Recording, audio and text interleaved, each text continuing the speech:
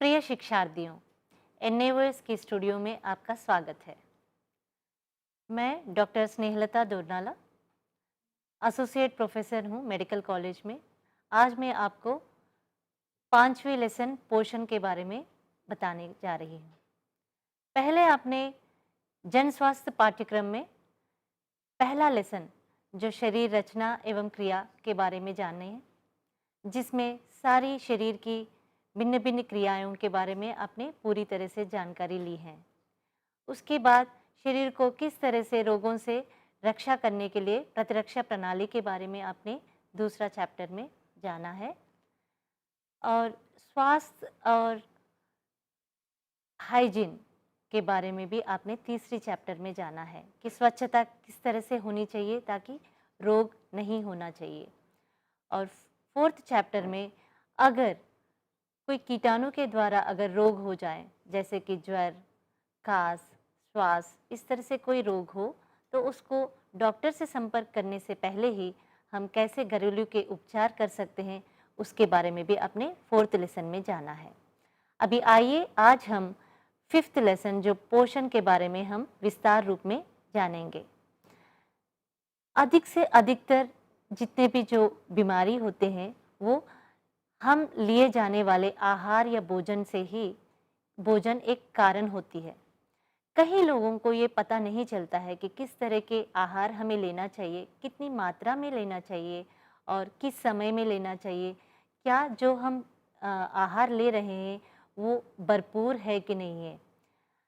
एक फैमिली में अगर कोई आहार हम बनाते हैं तो वही आहार बच्चों से लेके बूढ़ों तक जितने भी ये परिवार में रहते हैं उन सब के लिए वो सूटेबल है या नहीं है, ये जानना बहुत ज़रूरी है।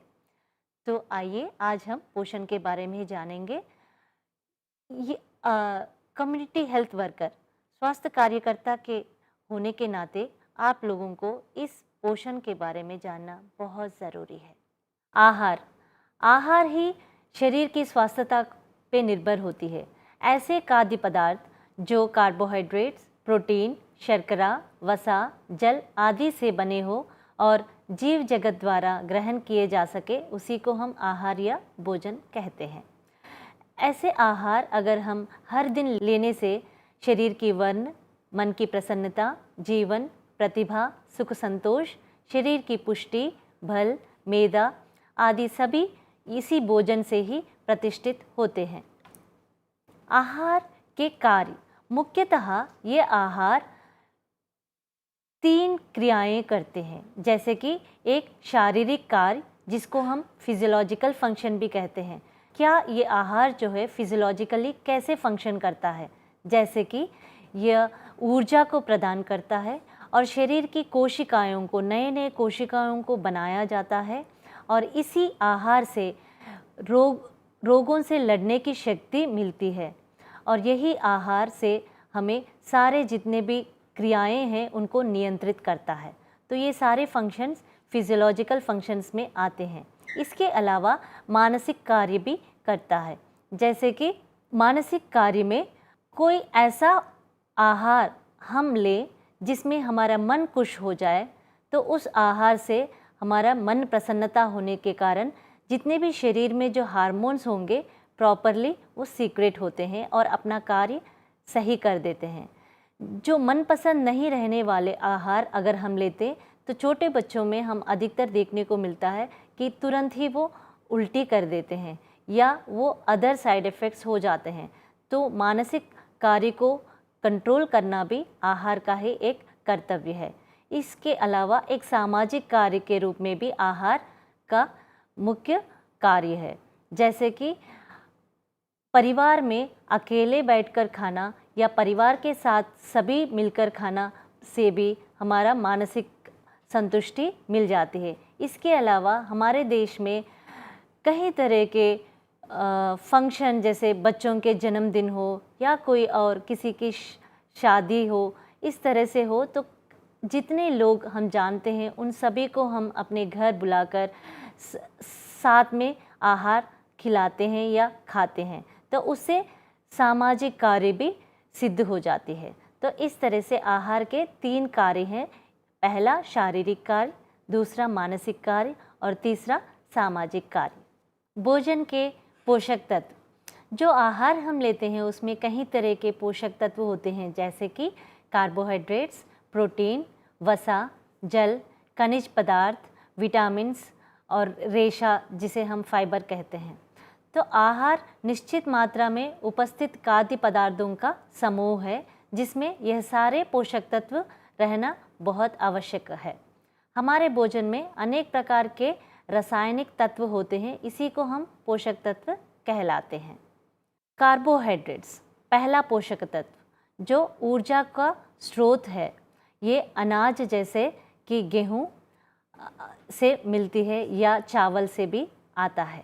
इसके अलावा प्रोटीन जो शरीर में ऊतकों, मांसपेशियों और रक्त जैसे महत्वपूर्ण द्रव्य का निर्माण करता है।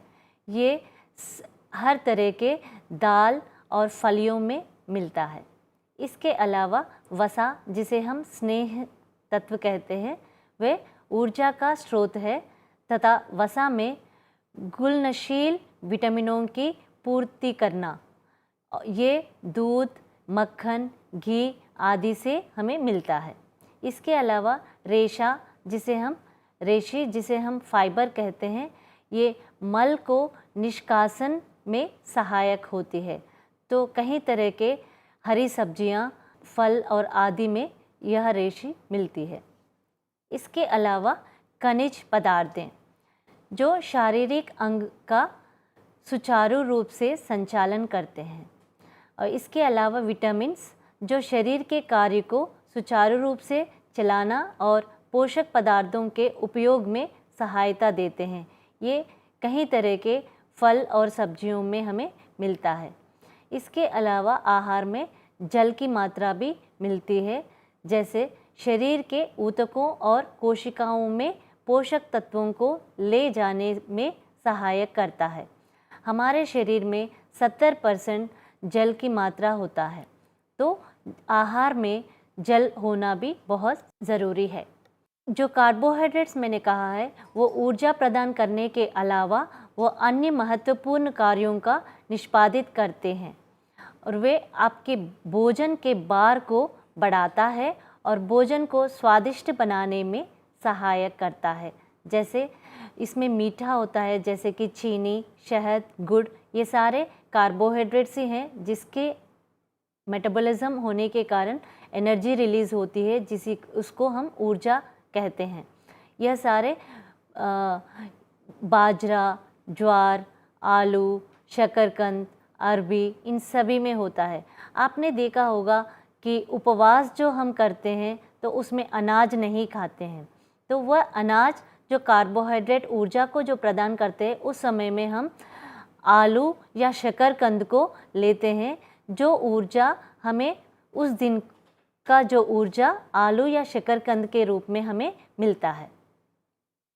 जो प्रोटीन्स का जो बात हुई है, वो नए कोशिकाओं का निर्माण करता है। इसके साथ साथ पुरानी व क्षतिग्रस्त कोशिकाओं का भी स्वास्थ्य बनाने में सहायक करती हैं। घावों को भरने में भी सहायक करता है, और रक्त एंजाइम तथा हार्मोन में सृजन के लिए आवश्यक है। और ये एनिमल ओरिजिन्स अगर हम देखते हैं तो मांस, अंडा, मुर्गी, दूध, पनीर, दही, इन सभी में हमें पशु स्रोत से मिलता है। इसके अलावा प्लांट सोर्स, वनस्पति स्रोत, ये सभी दालों में, इवन अनाज में, मटर, सोयाबीन, मूंगफली, बादाम, ड्राई फ्रूट्स, इन सारे में प्रोटीन्स अधिक रूप में हमें मिलते हैं, जो गांवों को भरने में भी सहायक करते हैं।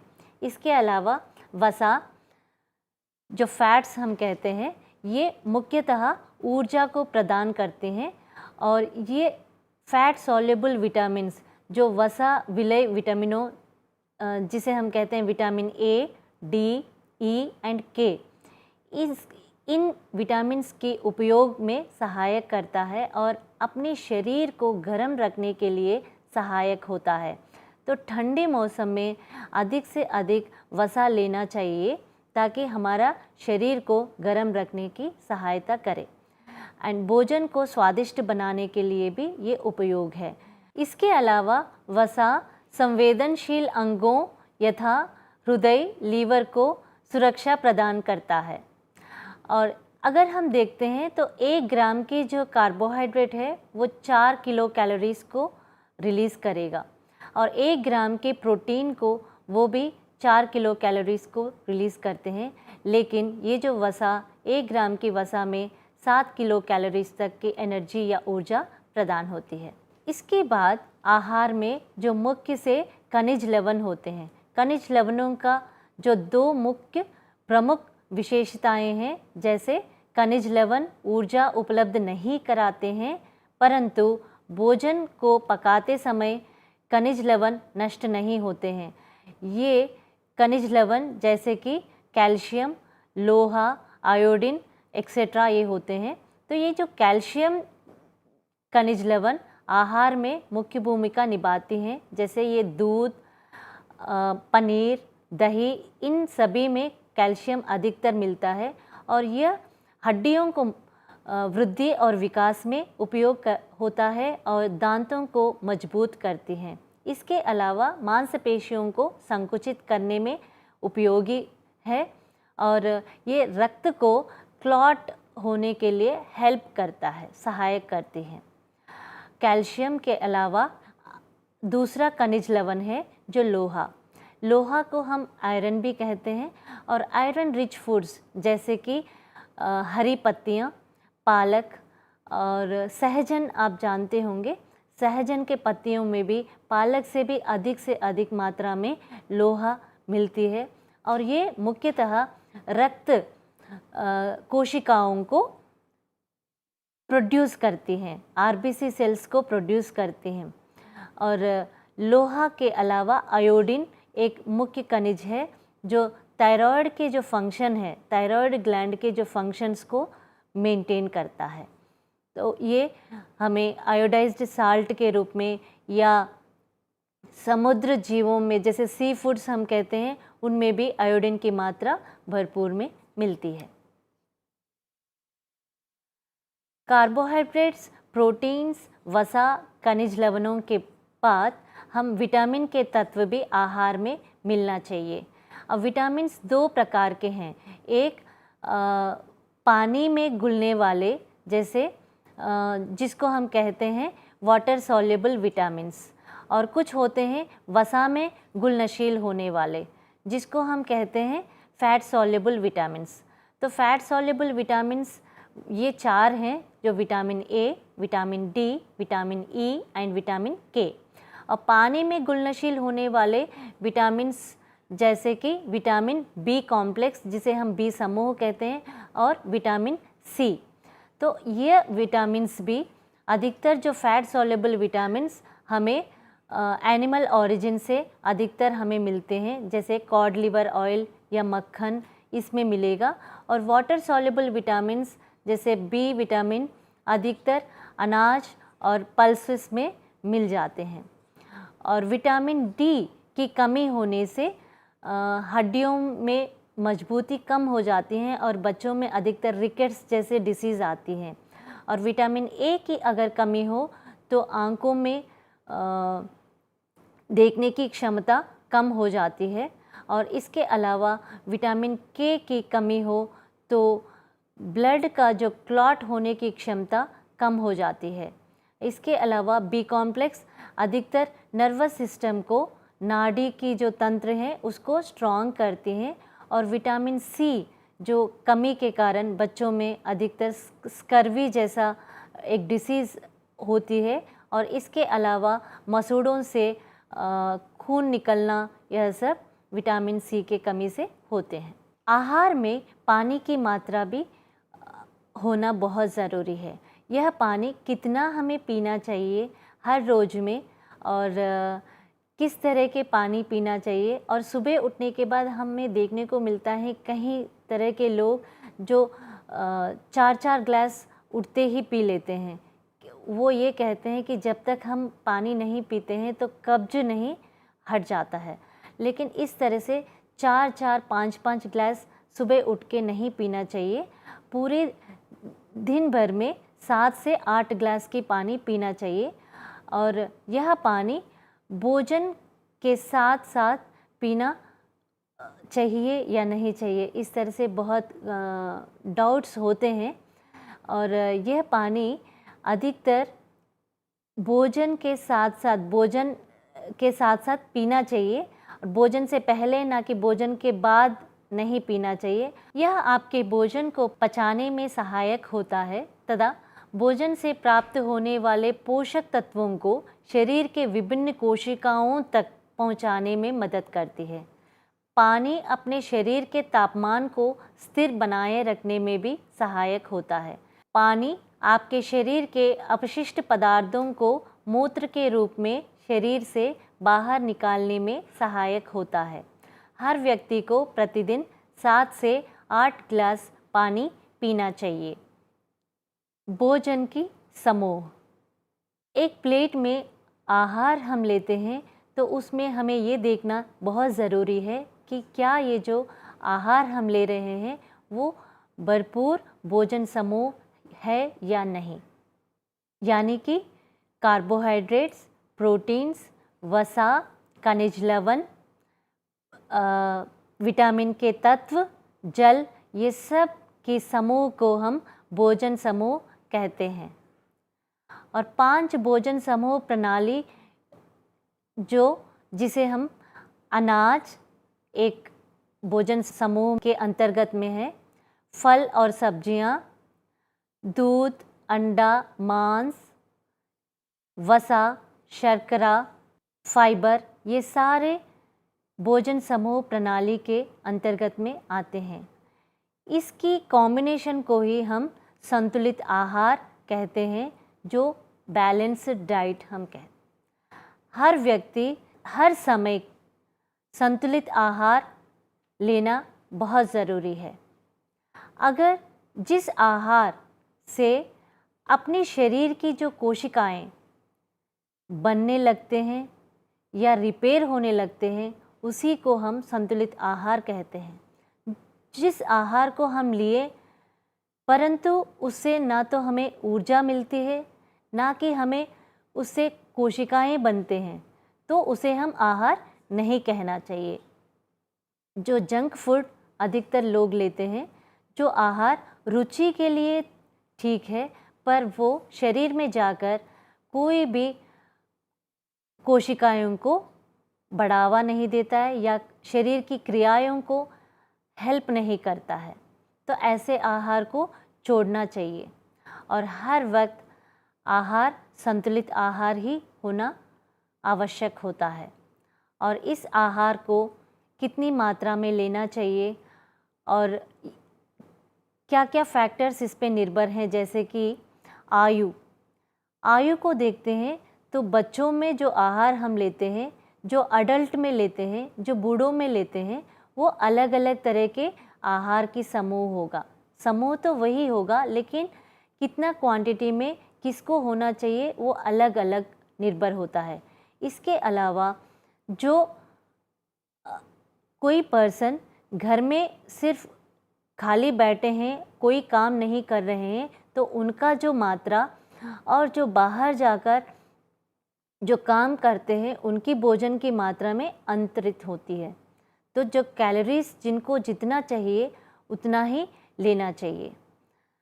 तो कैलोरीज जो हम लेते हैं ये संतुलित आहार में, वो बहुत कैलकुलेटेड होना चाहिए कि हम जो काम हम करते हैं उसके अकॉर्डिंग ही लेना बहुत ज़रूरी है। ये संतुलित आहार अगर पूरी ज़िंदगी में लेते रहेंगे तो रोग हमारे पास नहीं आते हैं। इसके अलावा जो पोषण संबंधी आवश्यकताएं, जन्म के समय जो हमारा शरीर का भार होता है 3 किलो, वही धीरे धीरे वृद्धि होती रहती है सिर्फ आहार के साथ। अच्छा आहार हम लेते हैं तो वृद्धि और विकास बहुत अच्छा होगा। हर कोशिकाएं और हर शरीर की जो तंत्र हैं, क्रियाएं काम करने लगते हैं। तो उसके लिए आहार बहुत ज़रूरी है। अगर वह आहार हम बढ़ते हुए बच्चों को प्रॉपर मात्रा में नहीं देते हैं तो वो कुपोषण बन जाते हैं।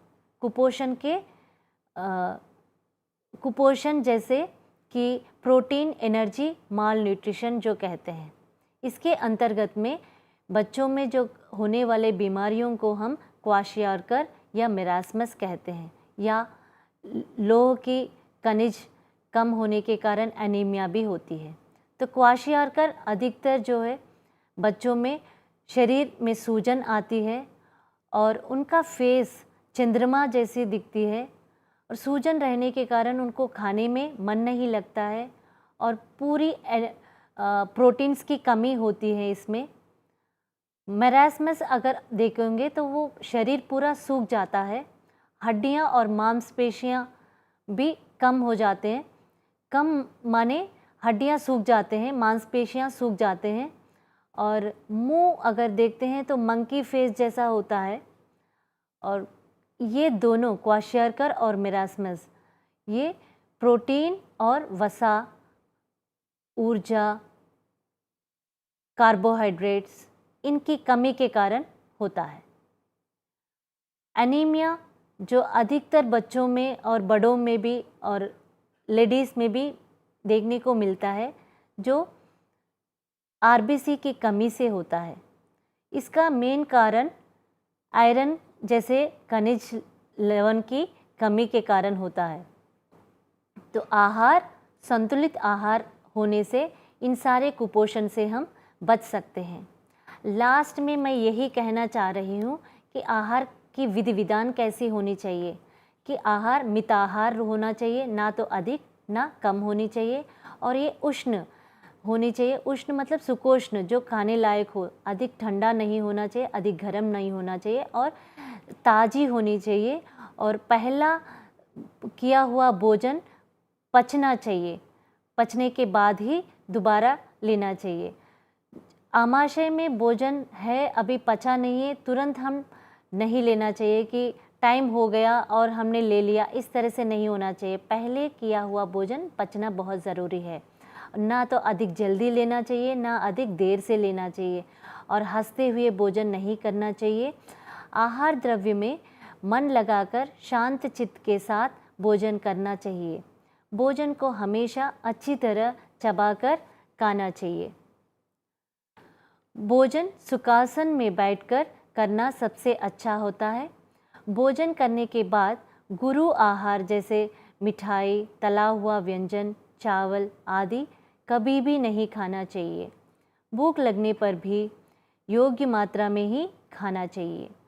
अच्छे पाचन, पोषण और निष्कासन के लिए आवश्यक है कि भोजन नियत समय पर किया जाए।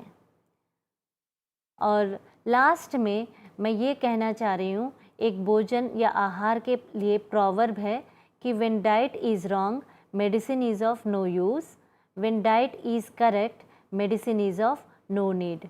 ये सच है, और इसी के साथ मैं यह चैप्टर समाप्त कर रही हूँ। धन्यवाद।